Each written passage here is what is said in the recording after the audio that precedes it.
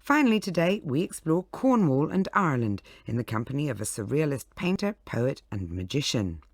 Ithell Colquhoun's paintings are on display in galleries around the world, and now her two travelogues, The Crying of the Wind and The Living Stones, first published in the 1950s, are back in print. These new editions come with an introduction from a long-term Colquhoun devotee, the comedian Stewart Lee, who joins me now. Well, Stewart, thanks very much for coming along. And I see that you've got with you a copy of the very original. Yeah, well, look, I spend a lot of time on the road, killing time between about 4 and 6 o'clock in various towns around the UK. And is that in the morning or the evening? No, well, either end of the day, but normally before a sound check of doing a theatre gig or something, and less so now because they're all disappearing, but I used to hang around in second-hand bookshops and record shops picking up things that looked interesting. And it would have been about 20 years ago that I picked up The Crying of the Wind by Ithell Colquhoun without really knowing what it was or anything about her. I just liked the look of it, and I was really glad. It was good to come to it not knowing anything about her. And so what was it that struck you when you first read her? Well, what struck me about her when I first read her, and the first one I read was the Irish travelogue, The Crying of the Wind, was that it was a sort of a travelogue book in the style of lots of books that you get from then, like the Arthur Mee ones and all those books with the Gibbings illustrations in them about the Thames. But it's also, it has a weird subtext to it, which I'm not convinced she was aware of, where her descriptions of the landscape and her experiences clearly reflect her own state of mind. She's not taken the caution that a travel writer normally would to suppress that. And so I do like that about it. And going back over it again this year to reread it, it seemed even more explicit. Would you like to give us an example? Yeah, well, I mean, the opening of The Crying of the Wind is a description of a house that she's staying in Ireland. And as you read through the book, and little bits of detail bleed out about her collapsing relationship, her professional anxieties, she seems to have transposed onto this house a feeling of her own anxiety about the world. Let's hear it. A bumpy avenue seemed to lead through parkland. A favourite Irish technique in road repair is to fill the potholes with pebbles and leave the traffic to level them. Then there was the stone-flagged hall of a Georgian house and the clamour of voices. Someone suggested a bath and sleep for me, and I gladly acquiesced. A long, narrow bedroom housed a bath and lavatory and ancient family photographs by Elliot and Fry, the figures posed as conversation pieces, shared the walls with John Leach's sporting prints. There must have been a vogue once for the latter as bathroom decor, for I remember at my grandparents' house the water was surprisingly hot.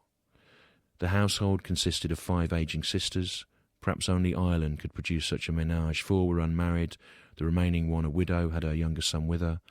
The father used to live in great style, keeping up a huge country place and entertaining lavishly. But he was ashamed to admit, if approached by a suitor, that he could provide each daughter with only £100 a year. He would accordingly dismiss with abuse any eligible swain, and so tyrannised over the girls that they trembled even to meet him on the staircase, meanwhile continuing to live far beyond his means. We don't even really go on to find out why she's there or who these people are. Then the opening of what purports to be a travelogue is a very literary sort of novelistic device, an unexplained environment in which she is ill at ease, and the whole thing carries on like that. It's not a fun journey around a country with lots of interesting, quirky detail. It's got a strange, disconcerting, oppressive nature to it.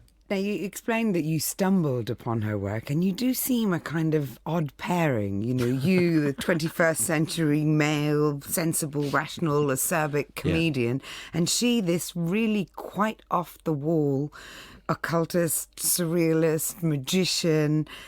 What is it about that connection between Well, the two? weirdly, I'm a fully signed-up rationalist. I don't really believe in any aspect of the supernatural, but I am friends with a number of occultists, and we have a common ground in as much as I think that on some level they're using those systems of thought as an imaginative tool to decode experience. So it's not that different to what artists and writers do, or in fact all of us really. So I think she has a huge overlap with all sorts of people's experience. She's not hugely explicit in these books about her interest in the occult. That was to come later. She was in a sort of transitory phase here.